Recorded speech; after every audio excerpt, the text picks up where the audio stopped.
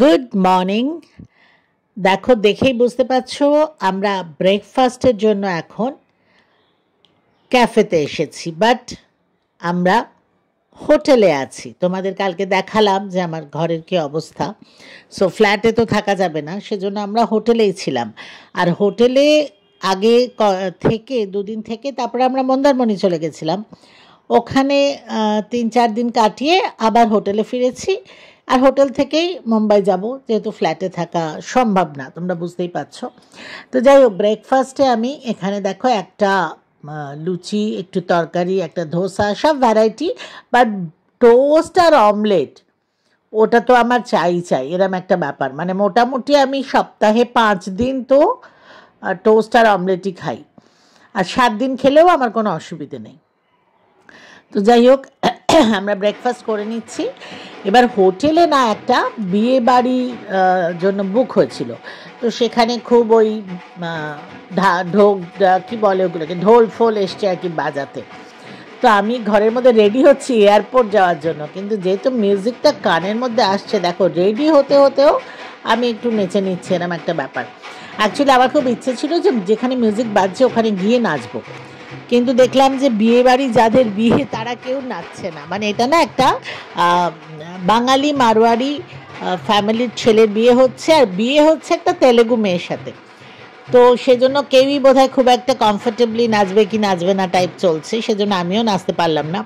তো সেইটা আমি ঘরের মধ্যেই একা একা নেচে পুষিয়ে নিলাম। যাই হোক, চলো রেডি হয়ে এবার বেরিয়ে যাব এয়ারপোর্টের উদ্দেশ্যে। তো আমরা কি করছিলাম, হোটেলটা আমাদের বাড়ির কাছেই। তো আমরা হোটেল থেকে মানে গিয়ে বাড়ির থেকে গাড়ি নিয়ে তারপরে যেখানে যাওয়া যাচ্ছিলাম। বাট এখন তো এয়ারপোর্ট যাবো, কাজে আর গাড়ির ব্যাপারটা নেই। দেখো দেখাচ্ছি একটুখানি, ওই যে ওখানে বাজছে, খুব জোরে জোরে মিউজিক বাজছে, কিন্তু যাই হোক আমি আমার মতো এনজয় করে নিয়েছি। তারপরে আমরা এখন ট্যাক্সি করে যাচ্ছি, কারণ এয়ারপোর্টে গিয়ে তো লাভ নেই, গাড়িটা গ্যারেজে রেখে দেওয়া হয়েছে। আমরা এখন এয়ারপোর্ট যাচ্ছি।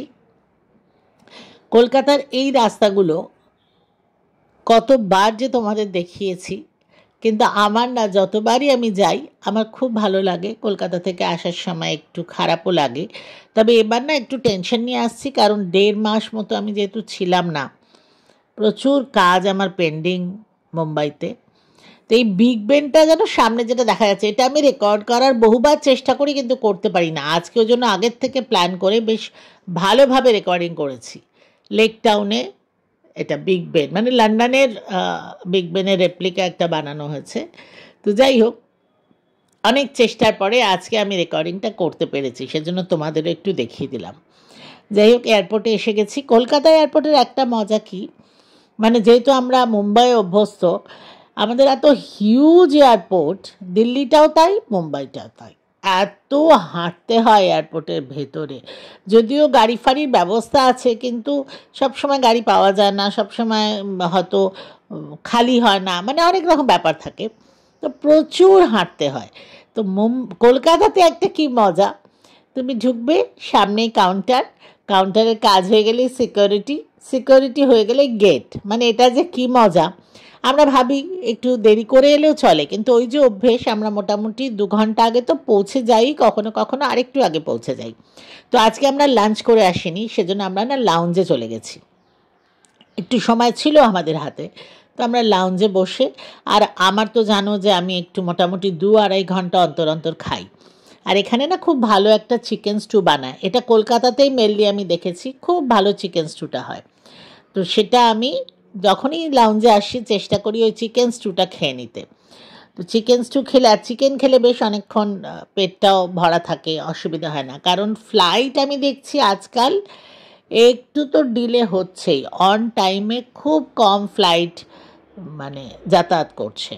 আর যেহেতু আমরা এখনও ওই ভিস্তারা, যেটা এখন এয়ার ইন্ডিয়া হয়ে গেছে, ম্যাক্সিমাম ওটাই ট্রাভেল করি, তো সেটা দেখছি আজকাল একটু তো ডিলে চলছেই। এনিওয়ে, চলো, দেরি হলেও বোর্ডিং শুরু হয়ে গেছে, এখন গিয়ে ফ্লাইটে বসছি।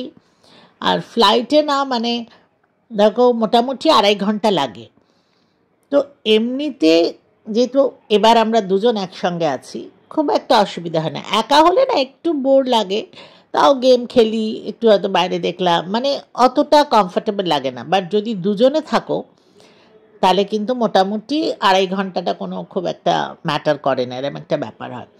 তো দেখো মোটামুটি কলকাতা না তো অলরেডি অন্ধকার হয়ে গেছে, খুব রাত নয়, তাও আমাদের ফ্লাইটটা বোধ হয় 6টা ফটায় ছাড়লো, তো ওখানে তো ভালোই রাত হয়ে গেছে, 6টা না আরও দেরি গো, 7টা 5টা বোধ হয়, ঠিক টাইমটা এই মুহূর্তে আমার মনে পড়ছে না।